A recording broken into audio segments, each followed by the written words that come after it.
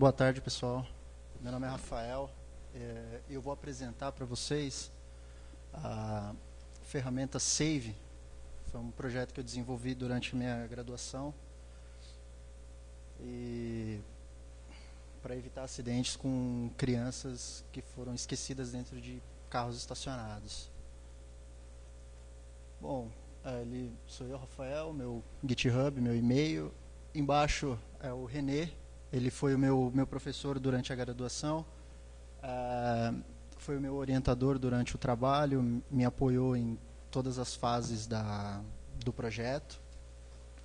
E também me apresentou o software livre, enfim, tudo relacionado à área.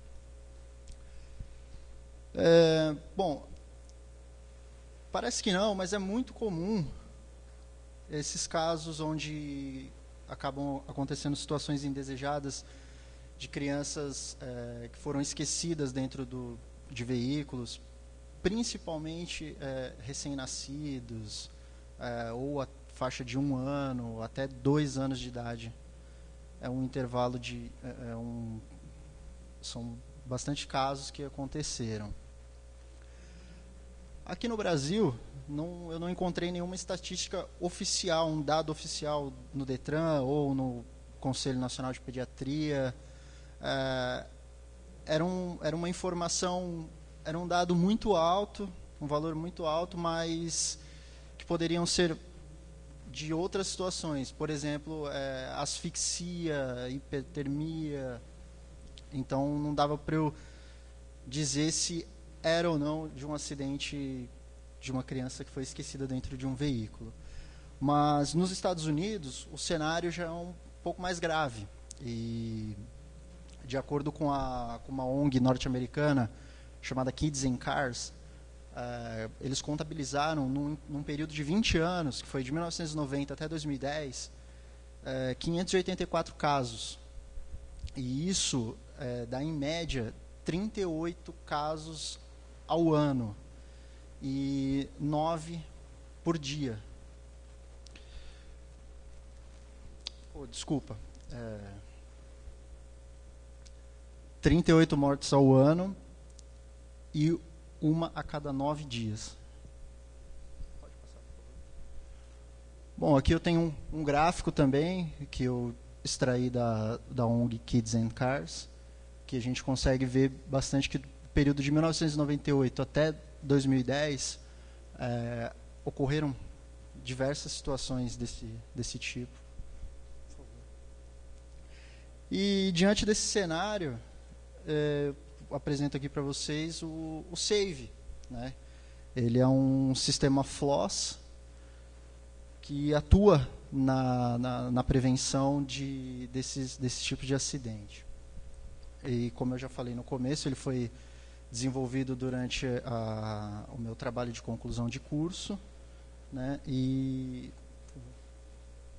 o fator motivacional foi justamente esse, um alto número de casos. Foi um dia que eu estava me preparando para ir para o trabalho e aconteceram 2 casos assim, na mesma semana, que foi no final de 2014, e 2 crianças de aproximadamente 2 anos de idade também foram esquecidas pelos pais e vieram a falecer, né? E eu fiz uma pesquisa, eu precisava de um tema para o meu trabalho, e eu comecei a pesquisar e não encontrei nenhuma ferramenta no mercado, ou até mesmo livre, que eu pudesse contribuir com ela e levar o projeto adiante. Eu até encontrei algumas outras iniciativas, mas os idealizadores descontinuaram o projeto, ou também não responderam aos meus contatos, e aí eu acabei tendo que fazer ela toda do zero, né? E a incerteza também por parte das montadoras, que não sinalizam se pode ou não, se vão ou não instalar no veículo algum sensor, algum dispositivo, Porque dá para perceber que quando acontece esse tipo de acidente, a maioria é quando o responsável ele sai da rotina. Então, esses 2 casos que eu citei foram o seguinte, foi um pai e uma mãe, um em São Paulo e um em Belo Horizonte, onde eles estavam acostumados a só sair de casa e ir para o trabalho, sair de casa e ir para o trabalho, e um dia eles foram levar os filhos para a escola. Só que em vez deles levarem para a escola, eles foram direto para o trabalho, que era o trajeto que eles estavam habituados. E aí acabou que as crianças ficaram trancadas durante muitas horas dentro do veículo e aconteceram essas situações. E aí, como eu estava falando, as montadoras, né, não sinalizam para nós se vão ou não desenvolver algum método, né, que possa dar um alerta nesse caso. E foi aonde eu desenvolvi o SAVE. O objetivo principal dele é que ele tenha as seguintes características: baixo custo, fácil instalação, ele já está disponível para a comunidade, tá? Ele é totalmente aberto, tanto o hardware quanto o software que foi escrito. E também convido vocês se tiverem interesse, a contribuir, aperfeiçoar o projeto.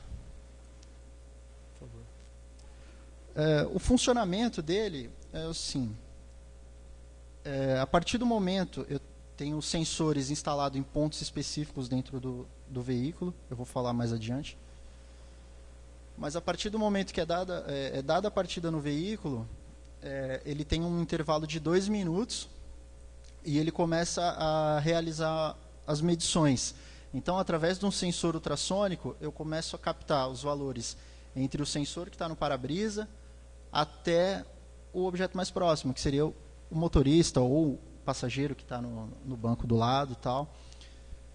Faz a mesma coisa na parte de trás do veículo. Eles captam essas informações do ambiente externo, enviam para o Arduino. O Arduino, por sua vez, de posse desses valores, ele faz um tratamento nos dados para que não haja dispersão ou valores fora da realidade. Realizo alguns cálculos, faço alguns filtros e armazeno essas informações. Quando o veículo é desligado, esse ciclo de medições ele é repetido e os valores também são armazenados.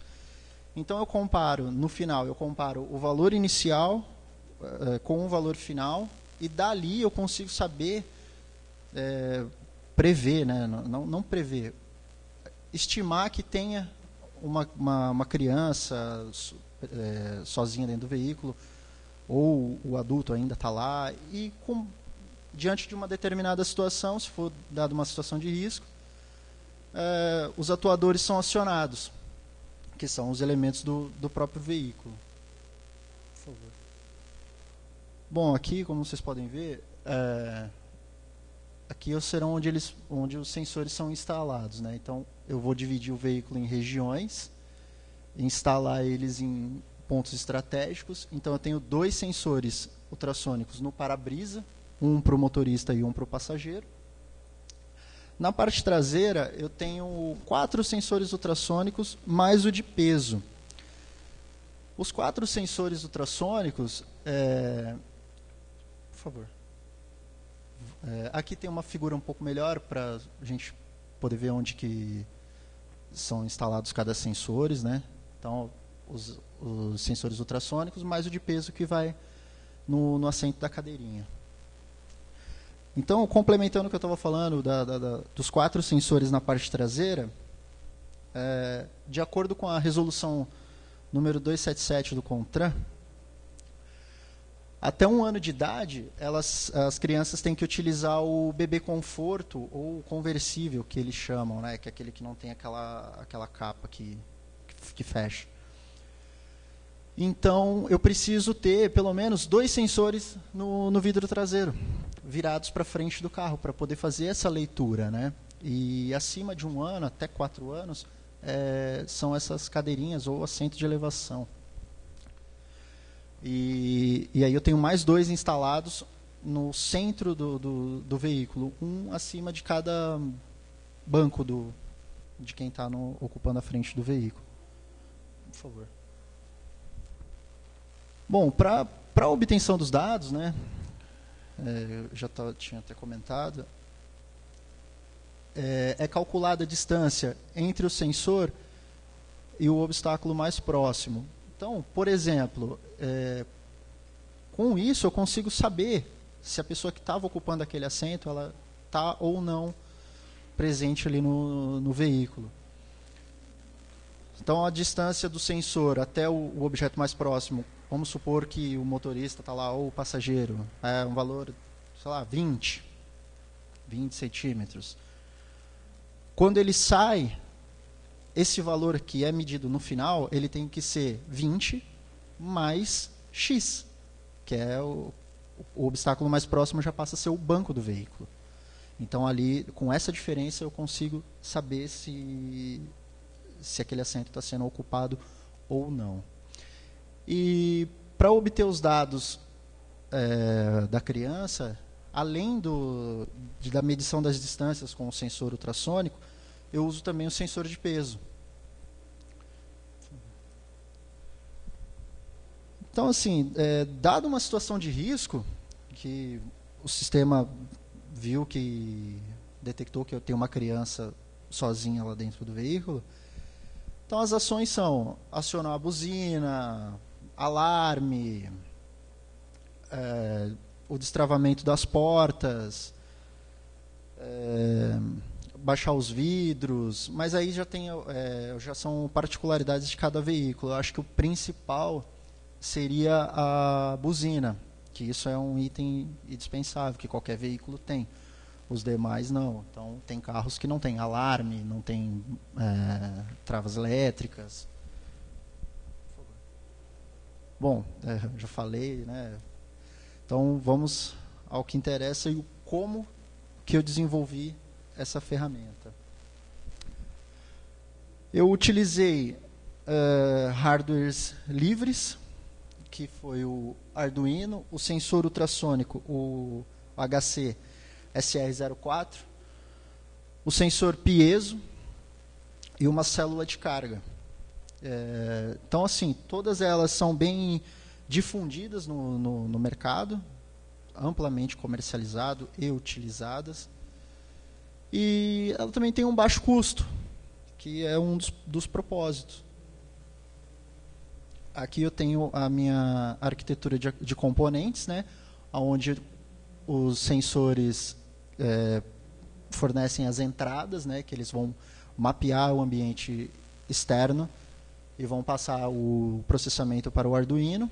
O Arduino é responsável por realizar os cálculos e decidir o que vai ser feito, se o sistema vai ser desligado ou se ele vai acionar os atuadores. Aqui é o esquemático e o layout da placa que foi desenvolvido para o projeto, tá?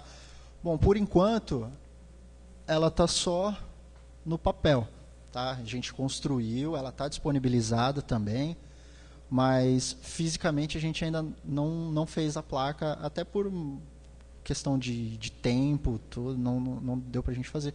Então a gente optou por manter o uso do Arduino. Bom, como eu já tinha explicado, né, os sensores passam as informações para o Arduino e, diante da situação, ele decide se aciona ou não os atuadores do veículo. Aqui eu tenho um fluxograma sobre o ciclo de funcionamento do firmware que foi desenvolvido. Não dá para eu explicar ele bem a fundo, até porque o nosso tempo é um pouco escasso, mas os slides serão disponibilizados, tem tudo, está tudo certinho. Bom, das informações, como que eu faço? Ele coleta 900 valores de distâncias, né? Para eu poder ter um grande volume de dados. 5 minutos? Para eu ter um grande volume de dados, e com isso eu consigo realizar cálculos para poder fazer um filtro e pegar uma distância bem próxima do real, do que ele está ali, né? Então, a cada ciclo, eu pego 30 ciclos de medições e coleto 30 valores, um total de 900. A cada 30 valores coletados, eu calculo uma média deles, né? E para todos, então me restam 30 médias. Com isso, eu calculo o desvio padrão e com a amostra de dados, eu calculo o intervalo de confiança com 95%, e dali eu consigo definir o meu limite superior e o meu limite inferior.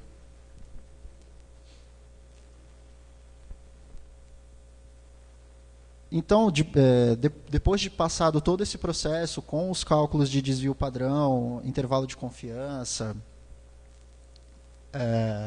eu comparo tanto o valor final com o valor inicial. Então, se o valor final na parte da frente for maior do que o inicial, é sinal de que o adulto que ocupava aquele assento, ele não está mais. Se os valores na parte de trás do veículo, onde fica a criança, forem os mesmos ou menores, é sinal de que ela ainda está presente no veículo, e isso é uma possível situação de risco. Pode passar. Bom, aqui eu tenho algumas fotos dos meus testes que eu fiz no meu próprio carro. Então, primeiro eu fiz a leitura com a cadeirinha vazia, né? E posteriormente com uma criança. Essa criança é meu filho, Arthur. Pode passar. Depois eu fiz na parte da frente, né? Sem a presença de um adulto e com a presença de um adulto. E aqui eu tenho um gráfico dos valores que eu obtive com esses cálculos. Então, dá para perceber que a gente consegue, a diferença das distâncias com o adulto e sem o adulto, elas têm uma variação, e que dá para a gente trabalhar com esses dados. Da criança também, a gente consegue ter uma diferença que a gente consiga trabalhar legal. Bom, diante de todo esse cenário, todas essas coisas, os testes, eu tive resultados que foram satisfatórios. Então, o desenvolvimento do projeto ele se mostrou factível, de baixo custo, né? O custo de produção dele foi de aproximadamente R$ 80, para ser mais específico, R$ 79,45. Ele não foi submetido a todas as circunstâncias possíveis na fase de teste, não tem como. É um modelo protótipo, e ele ainda tem restrições e limitações, né? O projeto está disponível através do GitHub, sobre a licença livre AGPL, a V3. Tá? Bom, e como trabalhos futuros, eu tenho umas melhorias para propor no sistema de sensoriamento para resolver o problema do falso positivo. Então, é uma situação que, tipo, se eu, por exemplo, eu tenho o hábito de carregar minha mochila no banco de trás. Então, se eu chegar lá e botar a minha mochila, ele pode detectar que provavelmente tem uma criança ocupando ali, quando na verdade não é uma mochila.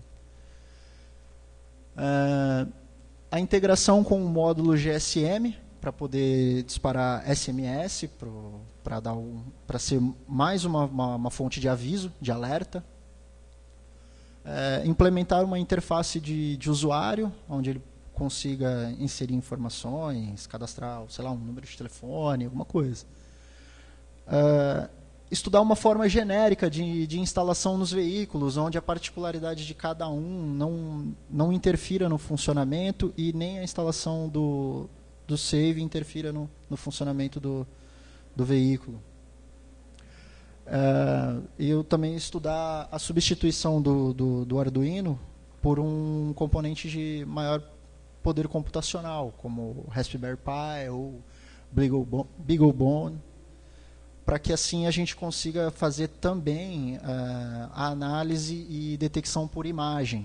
Eu acho que essa seria uma forma de tentar resolver o problema do falso positivo. Bom, pessoal, obrigado. Essa é a minha contribuição que eu tenho para dar para vocês aqui hoje. E só reforçando o discurso do Felipe, fica Ministério da Ciência e Tecnologia. Muito obrigado. Obrigado, Rafael. Parabéns pelo trabalho, muito interessante. Perguntas?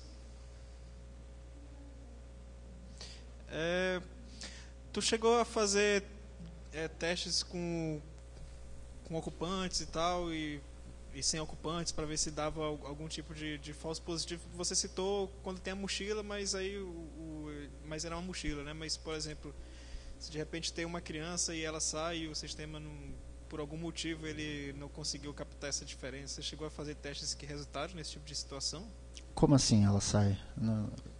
Por exemplo, se o veículo está todo vazio e ele pode dar uma situação dessa? Isso, é que a gente sabe que a gente prepara as coisas, mas às vezes quando bota para executar aparecem coisas esquisitas, né? De repente você se deparou com isso ou não? Não, porque assim, quando o veículo ele foi totalmente desocupado, o sistema de sensoriamento para a criança, ele é um pouco mais, ele tem mais recursos, que além da distância, eu calculo o peso. Então, o peso com a cadeirinha vazia é sempre 0. Né? Então, se ali é 0, a chance daquela cadeirinha estar vazia é de 99%. Pode ser que seja um problema, pode ser que seja uma falha de leitura, pode acontecer. Mas eu não, na fase de testes, eu não me deparei com essa situação. Ele conseguiu cumprir com o propósito que eu tinha definido, que era justamente isso: criança presente, criança ausente, com o adulto, sem o adulto. Então eu simulei essas situações. E dentro dessas situações, ele se comportou conforme o previsto. Ele conseguiu fazer um alardezinho. Legal. Mais alguém? Senão eu vou fazer a segunda pergunta.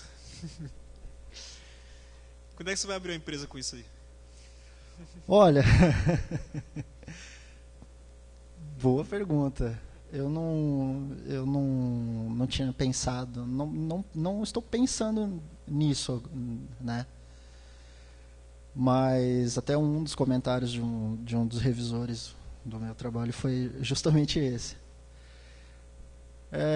Eu acho, primeiro de tudo, eu quero fazer